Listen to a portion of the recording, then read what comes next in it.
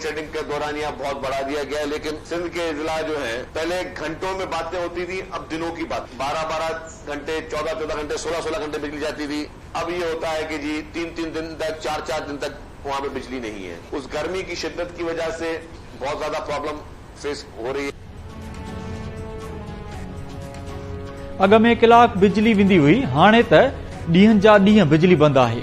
सिंध सरकार सूबे में बिजली जे अणियल बंदिश ते सख़्त एहतिजाज कंदे वज़ीर आज़म खां नोटिस वठण जो मुतालबो करे छॾियो। सूबाई वज़ीर शर्जील मेमन चयो आहे त बिजली जी लोड शेडिंग सबबि सिंध जो अवाम अज़ियत भोगे रहियो आहे। वज़ीर आज़म मामले जो नोटिस वठे कराची में प्रेस कॉन्फ्रेंस कंदे शर्जील मेमन चयो त पीटीआई चेयरमैन जजिस ते बेइतमादी ज़ाहिर करे अदालतुनि ते दबाव विझण जी कोशिश करे रहियो आहे। साकिब निसार खे गिरफ़्तार करे 30 ॾींहनि जे रिमांड ते मोकिलियो वञे त सभु कुझु साम्हूं अची वेंदो।